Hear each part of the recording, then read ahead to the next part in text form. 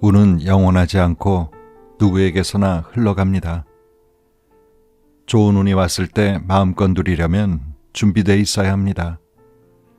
그리고 좋은 운 뒤에 나를 돕지 않는 운이 올 수 있으니 좋은 운을 누릴 때는 겸손하게 주변을 둘러보며 마음을 넉넉히 갖고 살아가야 합니다. 영원한 것은 없다라는 말이 결코 가볍지 않은 이유입니다.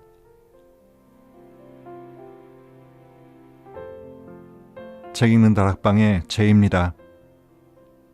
아무리 궁리해봐도 뭔가 시원한 답을 찾지 못하고 마음이 어지러울 때 신앙을 가진 사람들은 보통 교회나 성당, 절을 찾게 되고 그렇지 않은 사람들은 아마 길거리 간판을 기웃거릴지도 모르겠습니다. 특히 승진이나 입시, 입사, 결혼을 앞둔 사람들에게 피할 수 없는 유혹이 바로 철학관이나 점집, 명리학 상담소를 찾아가 시원한 답을 얻고 싶은 걸 겁니다. 왜 저만 취직도 안 되고 돈도 많이 벌지 못하는 걸까요? 올해는 정말 죽고 싶을 만큼 힘들었는데 내년에는 좀 나아질까요? 언제쯤 결혼 상대자를 만날 수 있을까요? 지금 만나는 사람이 결혼 상대자로 괜찮을까요? 그 왼수하고 이대로 그냥 사는 게 나을까요? 아니면 이혼하는 게 더 나을까요? 이런 사연들을 시작으로 어떤 선택을 하는 게 좋을지, 어떻게 하면 더 좋아질지를 묻고 답을 얻고 싶어 합니다. 서양의 타로점처럼 카드를 갖고 미래를 점치기도 하지만 대부분은 생년월일시를 근거로 타고난 사주팔자를 갖고 해석하는 경우가 많은데요. 여러분 중에도 많은 분들이 아마 적어도 한 번쯤은 이런 상담 받아본 적이 있으실 거라 짐작이 되는데 어떠셨어요? 용하게 잘 맞추던가요? 예전에 저도 꽤 잘 본다는 철학관이라는 곳에 가서 상담을 받아본 적이 있었는데요. 그 상담사의 얘기를 100% 신뢰해서라기보다는 저의 사주팔자를 한번 알아보고 이를 근거로 피해갈 수 있는 거라면 좀 피해서 지금보다 덜 힘들고 싶은 생각이 더 많았던 것 같습니다. 오늘 소개해드릴 책은 다산북스에서 펴낸 당신도 운을 벌 수 있습니다 란 책인데요. 일반적으로 명리학하면 사주팔자풀이로 미래를 점치고 일어나지 않은 일을 맞추는 역술가들이 공부하는 학문으로만 알고 있지만 지금의 나를 깨닫고 인간을 이해할 수 있게 해주는 학문이라는 시각으로 바라보면 삶에 도움이 되는 부분도 많이 있는 것 같습니다. 그리고 꿈보다 해몽이란 말이 있듯이 이 책의 저자가 상담한 사례들을 읽어보면 삶과 운명에 대한 지혜로운 조언들이 많이 담겨 있습니다. 그럼 그 이야기들을 같이 한번 들어보실까요?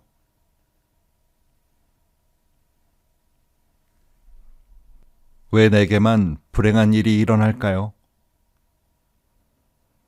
인생이 롤러코스터 같다는 말은 사람이 태어나 죽을 때까지 흐르는 운에 딱 맞는 표현입니다. 운이 롤러코스터와 같다는 것은 결국 어떤 사람의 삶에도 평생 좋은 운만 흐르지 않는다는 말입니다. 마찬가지로 평생 나쁜 운만 흐르는 삶을 사는 사람도 없습니다. 다만 사람마다 운의 높고 낮음에 차이가 있을 뿐입니다. 운은 생을 다하는 순간까지 머무르지 않고 높은 곳과 낮은 곳을 오르내리며 끊임없이 흐르기 때문입니다. 인생을 살아가다 보면 유독 자신에게만 안 좋은 일이 일어나고 자신만 인생이 풀리지 않는 것처럼 느껴질 때가 찾아옵니다. 그럴 시기에는 그야말로 한없이 동굴을 파고 들어가게 됩니다. 주변을 돌아봐도 다들 자신보다 괜찮게 걱정 없이 사는 것처럼 보여 정말 자신만 힘들게 산다는 생각까지 듭니다. 언젠가 자신의 또래보다 높은 연봉을 받는 전문직을 가진 젊은 내담자를 상담했습니다. 그분은 업무적으로 만나는 사람들에게 받는 스트레스 때문에 일과 자신이 맞지 않는 것인지 궁금해했습니다.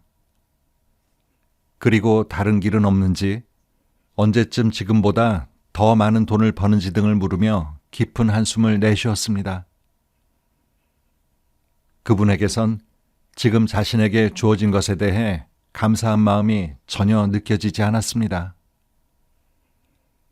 심지어 자신이 공부도 제법 많이 했고 대단한 일을 하고 있는데도 고객들이 자신을 존경하지 않고 제대로 대접해주지 않는다고 생각하는 듯 느껴졌습니다. 사실 내담자는 사명감을 가지고 누군가를 돕고 봉사하며 희생하는 삶을 사는 활인업과 맞는 분이었습니다. 활인업은 말 그대로 사람을 살리는 일입니다. 하지만 자신에게 주어진 것에 감사하고 감내하며 노력해 헤쳐나가보자는 마음이 느껴지지 않았습니다. 자신의 직업에 필요한 봉사나 희생의 마음도 느낄 수 없었습니다. 지금껏 저는 상담을 하면서 걱정 하나 없이 사는 분들을 한 번도 만나보지 못했습니다. 물론 걱정 없는 분들은 저를 찾아올 이유가 없을 겁니다. 경제적으로도 안정돼 보이고 사회적 지위도 어느 정도 갖춘 분들은 타인이 보기에 배우자도 대단한 사람이고 좋은 집에서 웬만한 것들을 다 누리고 사는 것처럼 보입니다. 그런데 정작 그런 분들이 남들에게 말하지 못하는 근심 때문에 저를 찾아옵니다. 물질적으로 부족함 하나 없이 누리는 분들이 저를 찾아와서는 남편 일을 거들고 뒤처리를 해주는 삶이 너무 힘들다고 하소연을 합니다. 또 집안 형제들은 자신의 어깨를 짓누르는 짐이 됐다고도 합니다. 그러고는 하나같이 저같이 사는 사람 없을걸요 라고 말합니다. 남들보다 더 많은 것을 얻었음에도 너무 가까이 두고 있어 고마움을 놓치는 분들이 많습니다. 다른 사람은 결혼하고 남편이 벌어다주는 수입으로 편안하게 사는데 자신은 남편 덕이 없어 맞벌이를 하며 고생하고 산다고 생각할 수 있습니다. 하지만 누군가는 똑같이 맞벌이를 하면서도 사회생활을 하며 쌓는 자신의 커리어에 만족하며 살아갑니다. 배우자와의 관계도 다를 게 없습니다. 누구나 배우자 덕을 원합니다. 그런데 제가 배우자 덕을 이야기할 때마다 내담자에게 묻습니다. 내담자분은 배우자 덕의 기준이 무엇이라 생각하세요? 배우자 덕이라는 것은 상대적입니다. 배우자의 감투를 내 것처럼 느끼는 사람은 빛나는 감투를 가진 배우자가 최고일 겁니다. 반면 배우자의 경제적 능력이 아쉬운 사람에겐 돈을 잘 벌어다주는 배우자가 최고일 겁니다. 자꾸 한눈을 파는 배우자와 사는 사람에겐 가정에 충실한 배우자가 최고일 겁니다. 누군가는 강압적인 배우자의 성격을 무엇보다 힘들어할 수 있습니다. 다른 누군가는 대화가 통하지 않는 배우자를 재미없어 할 겁니다. 사람의 수만큼 기준이 다른 만큼 일일이 나열하기 힘들 정도입니다. 배우자에게 만족하고 사는 분들의 사주를 보면 의외로 배우자 덕이 크다고 생각되지 않는 분들이 많습니다. 배우자 덕보다는 두 사람의 성격이나 성향, 인생을 살면서 바라보는 방향이 같아 서로에게 큰 불만 없이 살아가는 사람들이 서로에게 만족하며 사는 경우가 많습니다. 예를 들어 누군가에겐 집에서 삼시세끼 밥을 먹는 남편이 너무 귀찮고 힘든데 다른 누군가에게는 밖에서 힘들게 직장 생활하는 남편에게 삼시세끼를 차려주는 것을 자신의 일이라 여기기도 합니다. 대기업을 다녀도 자신과 맞지 않는다고 박차고 나와 자영업을 하는 분도 있습니다. 반면 새벽 장사를 해도 자신의 천직이라 여기며 묵묵히 수십 년을 해나가는 분도 있습니다. 이렇듯 인생에서 높고 낮음, 크고 작음, 많고 적음은 상대적입니다. 다시 말하지만 한 사람의 사주를 들여다보면 평생 좋은 운만 흐르는 경우는 없습니다. 하다못해 대통령이나 재벌 총수도 운의 굴곡을 겪으며 살아갑니다. 결국 모든 것을 가진 사람은 세상에 존재하지 않습니다. 제가 역학 공부를 하면서 그리고 상담을 하면서 가장 크게 깨달은 것은 행복은 대체로 상대적이라는 것입니다. 자신에게 주어진 것에 얼마나 만족하고 사느냐에 따라 결국 행복할 수도 불행할 수도 있습니다. 자신의 삶을 어떻게 받아들이냐에 따라 내일이 나를 고되게 만드는 노동이 될 수도 있고 내 능력을 펼쳐 좋아하는 일을 하며 사는 멋진 삶이 될 수도 있습니다. 자신은 어떠한지 한번 생각해 보세요. 아픈 아이의 재활치료가 일상의 중심이 된 삶을 살아가는 여성이 있습니다. 마침 남편이 가정적이고 성실한 데다 경제적으로도 안정적인 환경을 갖춘 덕분에 여성은 퇴근 후에 짬을 내 봉사도 간간히 실천합니다. 그 여성은 자신의 아이가 아파 불행하다는 말을 해본 적이 없습니다. 아이가 아파 마음이 힘들지만 자신들의 삶이 경제적으로 여유로우니 아이에게 필요한 모든 치료를 해줄 수 있다고 말합니다. 만약 똑같은 환경에 처해 있어도 왜 자신에게만 이런 일이 일어났는지 모르겠다면서 자신이 불행한 인생을 살고 있다고 말하는 사람도 있을 겁니다. 때로는 자신에게 주어진 삶, 자신이 선택한 운명을 자신이 사는 계절로 받아들이는 마음가짐도 필요합니다. 삶에 순응만 하라는 뜻이 아닙니다. 자신이 바꿀 수 없는 계절처럼 주어진 운명이라면 그 자체를 받아들이고 봄에서 여름으로, 여름에서 가을로, 가을에서 겨울로 흘러가는 계절 안에서 더 나은 삶으로 나아갈 수 있는 방향을 찾는 마음가짐도 필요합니다. 그렇게 살아간다면 계절은 변하고 또 돌아옵니다. 자신이 갖지 못한 운에 대한 아쉬움이 커지면 불행해질 뿐이지만 자신이 얻은 행복에 만족하면 자신이 사는 지금을 누릴 수 있습니다. 나 살기도 힘든데 왜 남을 도우라는 걸까요? 한동안 인기를 끌었던 더 글로리라는 드라마에 이런 대사가 나오더군요.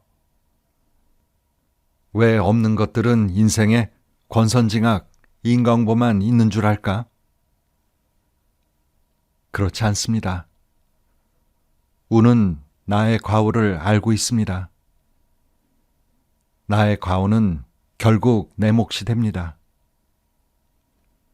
내 과오의 값은 나뿐만 아니라 내 가족이나 자녀가 그 값을 치를 수도 있습니다.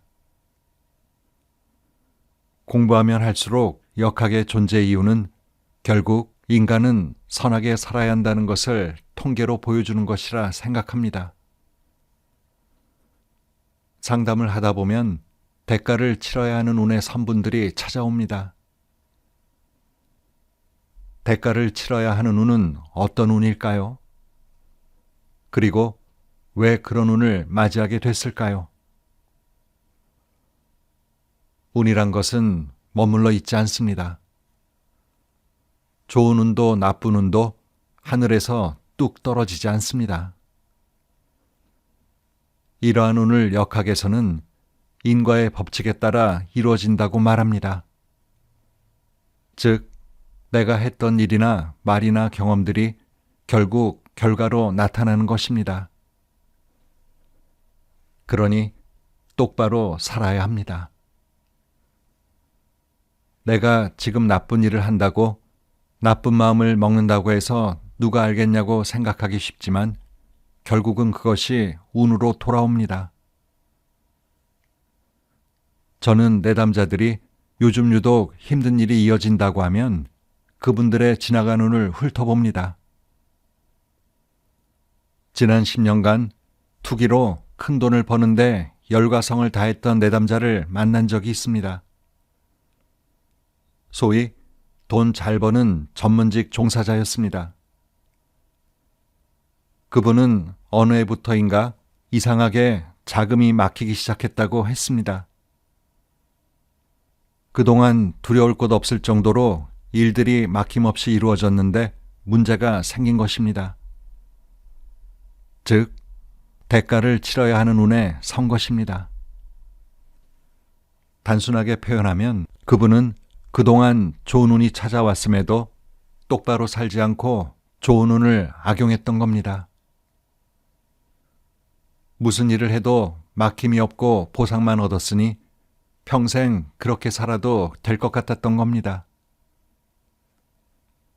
내담자는 자신의 과오에 대가를 치러야 하는 운이 오기 전에 돈을 벌어들일 운이 찾아오는 시기를 이미 지나 있었습니다.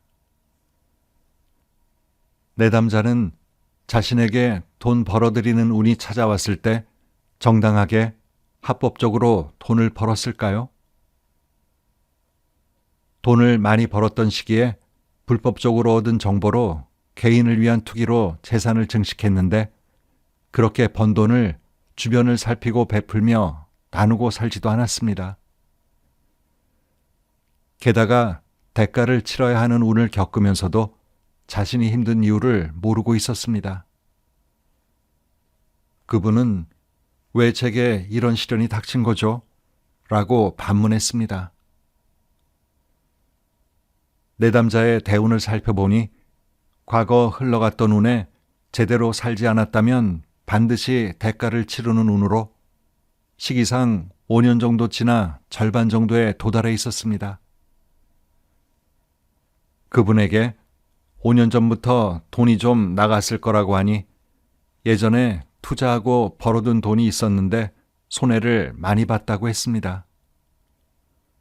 또 지금 하는 일도 잘 안 되고 경제적으로 좀 힘든 상태라고 했습니다.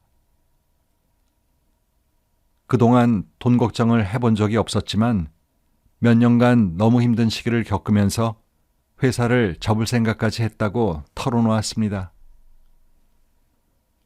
안타깝게도 그분은 현재 대운에 벌어놓은 돈이나 문서를 많이 잃게 될 겁니다. 잘 나갈 때 바르게 살아야 합니다. 그래야 나쁜 운에 덜 얻어맞습니다. 만약 제가 기부를 권한다면 경제적으로 어렵다고 말하는 분이 기부를 할 수 있을까요? 본디 사람은 내가 좀 여유 있을 때 주변을 돌아보고 베풀고 살아야 합니다. 하지만 사람들은 좋은 운에 접어들면 지금 눈앞의 행복이 영원하리라 생각합니다. 여유가 있어도 자신을 위해서만 여유를 부립니다. 그러고서 나중에 힘든 운이 접어들면 자신을 탓하기보다 왜라며 남 탓을 하거나 자신만 불행하다고 생각합니다. 큰 돈이 나갈 것 같은 해를 대비해 비방책을 제게 물어보는 분들이 있지만 비방책은 딱히 없습니다. 다만 기부를 권합니다. 액땜 차원에서 어차피 나갈 돈으로 연초나 대운초에 기부하면 덕을 쌓은 것이니 나쁜 운에 좀 덜 얻어맞습니다. 왜 나만 기부를 하고 왜 나만 봉사활동을 하며 살아야 합니까? 그런 거 하지 않고도 잘 먹고 잘 사는 사람들 많은데요. 분명 이렇게 생각하는 분들도 있을 겁니다. 저도 그렇게 생각하던 시절이 있었습니다. 하지만 제가 역학 공부를 하면서 느낀 것 중 하나가 세상은 불공평할 수 있다는 이치입니다. 정말로 세상은 불공평할 수 있습니다. 모두의 출발점이 같지도 않고 결승점이 같지도 않으니까요. 나보다 노력을 덜한 사람이 빨리 잘 되기도 하고 타고난 복이 많아서 잘 되는 사람도 있습니다. 우리가 사는 세상이 바로 그런 세상이고 누구라도 이를 받아들여야 합니다. 다들 타고난 환경과 주어진 복이 다르니까요. 자신의 환경과 자신에게 주어진 복, 자신의 재능, 즉 자신의 분을 아는 게 정말 중요합니다. 내 분을 알고 그저 내 길을 열심히 걸어가면 됩니다. 세상이 불공평하다고 탓만해 봐야 달라지는 건 없습니다.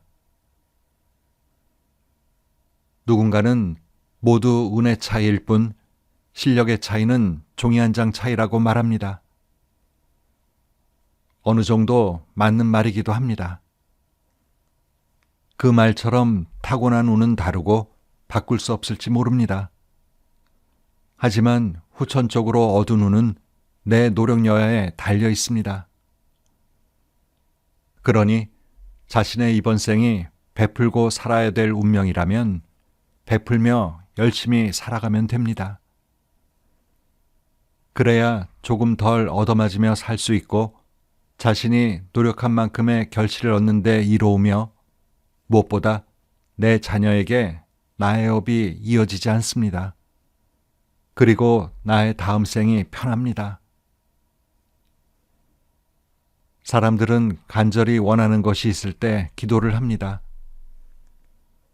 교회나 성당에 가서도 기도하고 절에 가서도 기도합니다. 그런데 대부분 자신이 바라는 무언가를 꼭 이루게 해달라는 기도를 합니다. 이런 기도는 잘못된 기도입니다. 공짜로 무언가를 이뤄달라고 하늘에 무작정 요구하는 기도는 아무리 공을 들여도 이루어질 리 없습니다. 예를 들어 취업을 하고 싶다면 취업하게 해주세요 라고 기도하기보다 제가 원하는 직장에 입사한다면 그곳에서 일해 번 월급으로 매달 좋은 일도 하며 열심히 살겠습니다 라고 기도해야 합니다. 하늘과 신이라는 존재는 아무런 담보 없이 공짜로 대출만 해주는 대상이 아닙니다. 모든 일에는 대가가 뒤따릅니다. 자신이 간절하게 바라는 것이 있다면 자신이 먼저 베풀어야 합니다. 만약 지금 힘든 시기를 겪고 있다면 10년 전부터 자신의 삶이 어땠는지 돌아보길 바랍니다. 또다시 힘든 시간을 보내고 싶지 않다면 지금을 잘 보내면 됩니다. 열심히 바르게 산 오늘이 행복한 내일이 돼줄 겁니다.